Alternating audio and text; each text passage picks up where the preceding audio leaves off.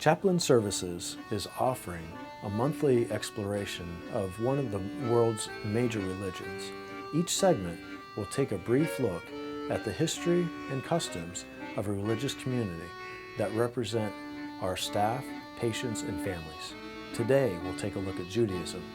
First, what is Judaism? It depends on who you ask. Judaism is described as a religion, a race, a culture, and a nation. Jewish people are sometimes described as an extended family.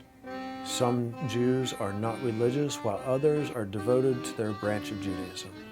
Today, there are about 14 million Jews worldwide. Traditionally, a person is considered Jewish if his or her mother is Jewish. Judaism is the world's oldest monotheistic religion, dating back nearly 4,000 years. Followers of Judaism believe in one God who reveals himself through ancient prophets. The history of Judaism is essential to the understanding of the Jewish faith, which has a rich heritage of law, culture, and tradition. Jewish people worship in holy places known as synagogues, and their spiritual leaders are called rabbis. The six-pointed star of David is a symbol of Judaism. The Hebrew Bible, or Tanakh, is a canonical collection of Hebrew scriptures, including the Torah. The Torah is comprised of the first 5 books of the Hebrew Bible and is the law of God as revealed to Moses. The Talmud is another sacred text. The Talmud is a practical book on how to live, which contains commentaries on the Tanakh from ancient rabbis. The origins of the Jewish faith are explained throughout the Torah. According to the text, God first revealed himself to a Hebrew named Abram, later known as Abraham, who became known as the founder of Judaism. Jews believe that God made a special covenant with Abraham and that he and his descendants were chosen people who would create a great nation. Judaism has no dogma, no form of set beliefs that one must hold to be a Jew. In Judaism, actions are far more important than beliefs, although there is certainly a place for beliefs within Judaism. Judaism focuses on relationships, the relationship between God and mankind, between God and the Jewish people, between the Jewish people and the land of Israel, and between human beings. Jewish denominations, also sometimes referred to as streams, movements, or branches, are the principal categories of religious affiliation among American Jews. The denominations are mainly distinguished from one another on the basis of their philosophical approach to Jewish tradition and their degree of fidelity to the interpretation of traditional Jewish law. The 2 largest organized Jewish denominations in the United States are the Reformed and Conservative Judaism. Together they have about 5 times as many members as the historically much older, more strict, observant Orthodox community. But the Reformed and Conservative movements have a far smaller footprint in Israel, according to Pew Research Center's new survey on religions in Israel. Shabbat is recognized as the day of rest and prayer for Jews. It typically begins at sunset on Friday and lasts until nightfall on Saturday. Observing Shabbat can take many forms depending on the type of Judaism that a Jewish family may follow. Orthodox and conservative Jews, for example, may refrain from performing any physical labor, using any electrical device, or prohibited activities.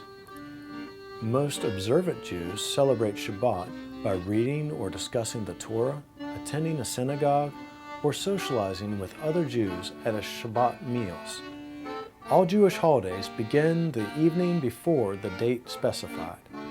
This is because the Jewish day begins and ends at sunset rather than midnight. This month, Jews will celebrate Rosh Hashanah, Yom Kippur, Sukkot, and Simchat Torah. The 10 days, starting with Rosh Hashanah and ending with Yom Kippur, are known as the High Holy Days, or Days of Awe, or Yemin Nirim. The High Holy Days are considered a time of repentance for Jewish people. Rosh Hashanah is when Jews celebrate the birth of the universe and humanity. It is also known as the Jewish New Year. An appropriate greeting on Rosh Hashanah would be Happy Rosh Hashanah or Happy New Year. Yom Kippur is the Day of Atonement and is considered the holiest day of the year for Jews who typically spend it fasting and praying. It would be an appropriate wish to someone to have a meaningful fast on Yom Kippur. Judaism generally views medical interventions favorably, even as an obligation, based on Hebrew scriptures. Jewish communities traditionally accord high status to the physician, and many rabbis from the Talmudic period to the Middle Ages were physicians as well. Particularly in Europe in the Middle Ages and later years, medicine was one of the few professions open to Jews.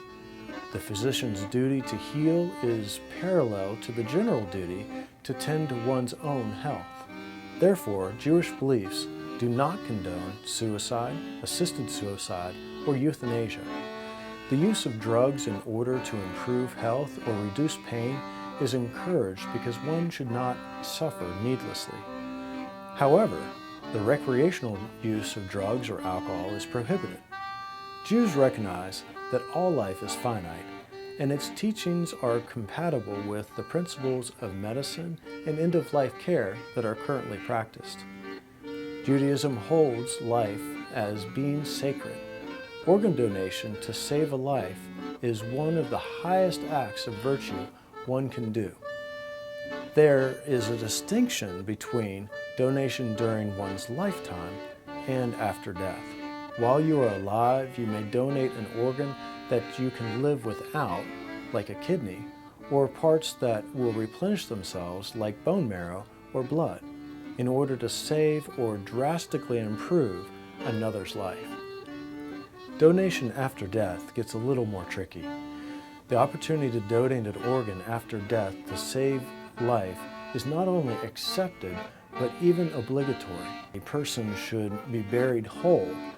This command steps aside for the greater command to save lives.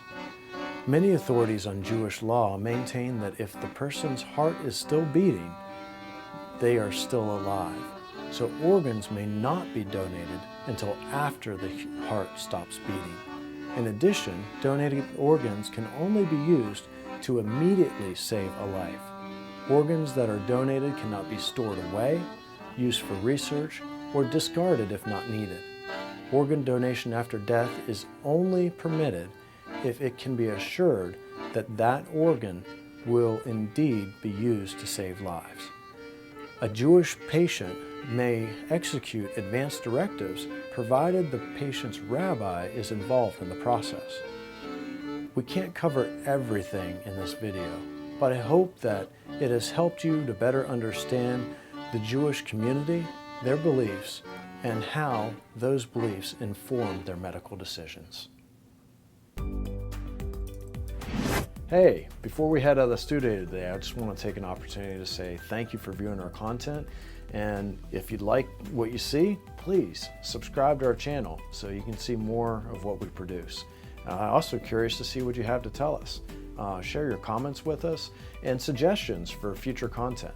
Yeah, we'd love to hear what you would like to learn about and maybe something from your own faith tradition that you'd like to share as well. Just let us know so we can make this channel about the things that you want it to be about.